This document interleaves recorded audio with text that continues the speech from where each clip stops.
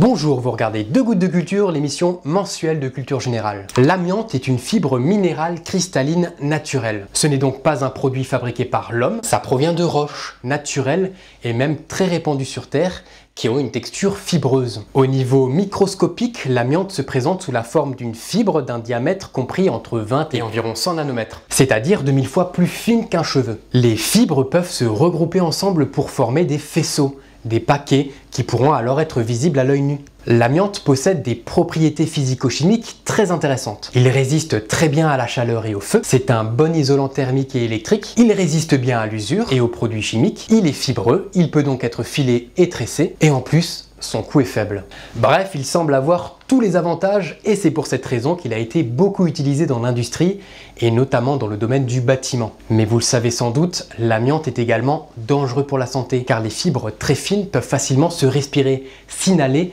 et provoquer des pathologies pulmonaires. L'amiante a été utilisée massivement en France entre les années 1950 et 1980. Dans ces bâtiments, on peut retrouver de l'amiante dans les sols, le mortier, le ragréage, la colle de carrelage, le linoléum, les dalles de vinyle, les colles dans les murs, le plâtre, l'enduit, la peinture, dans les plafonds, les mastiques, les calorifugages, les gaines électriques, les flocages, les conduits de cheminée ou les gaines de ventilation, le chauffe-eau dans la toiture, les plaques de fibrociment comme la célèbre Eternit ou des tuiles ou d'autres panneaux de toiture. Aussi dans le bitume et dans bien d'autres endroits encore.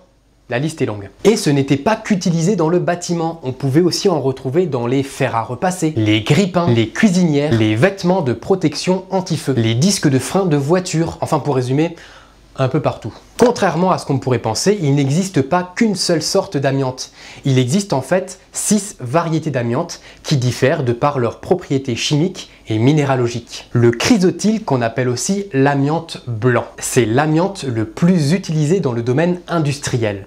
Il représente à lui seul 95% du marché mondial de l'amiante. C'est un sel de silice et de magnésium qui se présente sous la forme d'une feuille enroulée sur elle-même. Le chrysotile fait partie d'une famille de minéraux appelés serpentines. L'anthophylite, l'amosite qu'on appelle aussi l'amiante brun, la crocidolite appelée aussi amiante bleue, la trémolite qui est souvent considérée comme la forme la plus dangereuse d'amiante et l'actinolite. Ces 5 variétés d'amiante font partie de la famille des amphiboles, qui se présentent sous la forme de double chaîne. Les très faibles dimensions des fibres d'amiante les rendent très difficiles à éliminer par l'organisme et sont responsables de la survenue de maladies, souvent plusieurs décennies après l'exposition. Les principales pathologies qui peuvent apparaître sont l'asbestose, c'est une maladie non cancéreuse. Lors de l'inhalation des fibres d'amiante, certaines vont pouvoir atteindre les alvéoles pulmonaires. À ce niveau, on retrouve des macrophages qui sont des globules blancs. Ce sont des cellules du système immunitaire qui sont capables de phagocyter des corps étrangers,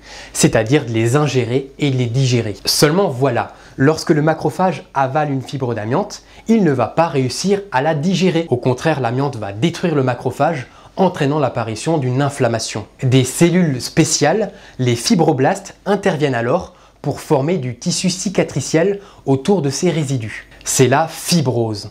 Les conséquences sont un essoufflement plus rapide, des douleurs thoraciques et une forte toux. La maladie prend un certain temps à s'installer. Elle apparaît 10 à 20 ans après l'exposition à l'amiante. Les atteintes pleurales, c'est la maladie la plus courante mais aussi la moins grave liée à l'amiante. Certaines fibres inhalées vont avoir tendance à migrer vers l'enveloppe externe du poumon, qui s'appelle la plèvre. À ce niveau, on pourra aussi voir se développer des zones de fibrose, qui apparaissent selon le même mécanisme que pour l'asbestose. Et on aura alors des plaques de tissu cicatriciel au niveau de la plèvre. On appelle ça des plaques pleurales. C'est une maladie bénigne, car elle ne provoque généralement pas l'apparition de symptômes. Le mésothéliome est une forme rare et virulente de cancer qui affecte la plèvre, le péricarde, c'est-à-dire l'enveloppe externe du cœur, ou le péritoine qui enveloppe les viscères. L'amiante, lorsqu'il va migrer vers ces surfaces, va altérer les cellules mésothéliales saines et les transformer en cellules cancéreuses. Le cancer le plus fréquent est le cancer bronchopulmonaire, c'est le même que celui du grand fumeur. Les fibres inhalées vont altérer les cellules épithéliales qui composent la surface des bronches, pouvant ainsi les transformer en cellules cancéreuses. Les symptômes sont proches de ceux du mésothéliome, mais on pourra noter en plus du sang dans les crachats. Des études plus récentes semblent aussi mettre en cause l'amiante dans des cancers du larynx, du côlon, de l'estomac et même des ovaires. L'amiante est utilisée depuis la préhistoire. Déjà en 5500 avant Jésus-Christ, on utilisait l'amiante dans la confection des poteries servant à la cuisson des aliments. On sait que dans la Rome antique, l'amiante était utilisée pour tisser des vêtements ou des nappes. Et d'ailleurs, Pline l'Ancien, c'est un scientifique romain qui vécut aux alentours de l'an 50, avait déjà observé que les esclaves, qui étaient chargés du tissage de l'amiante, développaient des pathologies pulmonaires. L'intérêt pour l'amiante se développe à partir de la révolution industrielle vers 1800. On voit alors apparaître les premières mines pour l'exploitation des gisements d'amiante. En France, il faut attendre 1945 pour que les fibroses pulmonaires liées à l'amiante soient considérées comme des maladies professionnelles. Et il faudra attendre 1977 pour voir apparaître une réglementation pour la protection des travailleurs français concernant spécifiquement l'amiante. Enfin, le 1er janvier 1997, Chirac interdit totalement l'utilisation de l'amiante en France. Pour garantir la santé de la population et des travailleurs, le Code de la santé publique et le Code du travail apportent une réglementation très précise sur le cas de l'amiante, avec une obligation de repérage dans certains cas. La réglementation a divisé les différents matériaux qui peuvent être amiantés en 3 listes. La liste A concerne les matériaux qui émettent des fibres de par leur simple vieillissement. Il s'agit des flocages, des calorifugages et des faux plafonds. La liste B concerne certains matériaux susceptibles de libérer les fibres d'amiante en cas de travaux. Il s'agit de quelques matériaux composant le plancher, les cloisons, le plafond, les conduits et canalisations, les toitures ou les bardages. La liste C comprend les contenus des listes A et B, mais aussi certains matériaux qui ne sont accessibles que par des travaux destructifs. Dans tous les immeubles dont le permis de construire a été délivré avant 1997, les parties communes doivent obligatoirement faire l'objet d'un repérage des matériaux de la liste A avant l'année 2000 et d'un repérage sur les matériaux de la liste B avant le 1er février 2021. Ce repérage devra dans tous les cas être réalisé en cas de vente, de travaux sollicitant ces matériaux ou si un nouveau repérage des matériaux de la liste A est réalisé. Les résultats de ces repérages dans les parties communes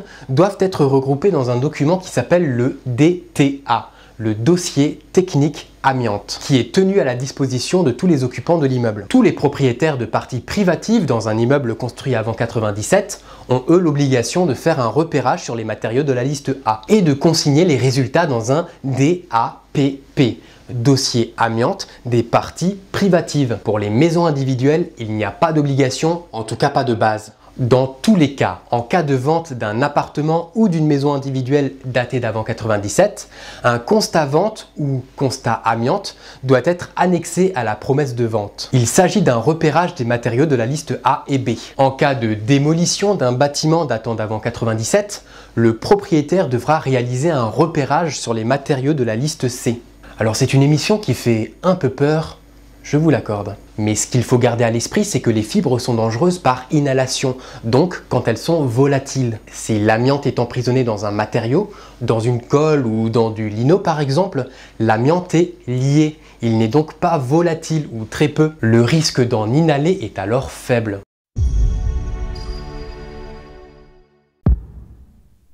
Le mot du jour, c'est compendieusement. C'est un adverbe qui signifie brièvement, succinctement, de façon résumée, mais sans rien oublier d'essentiel. J'ai moi-même tenté au cours de ces 8 dernières minutes d'expliquer le plus compendieusement possible ce qu'est l'amiante et pourquoi il est dangereux pour la santé. Sur ce, à dans un mois.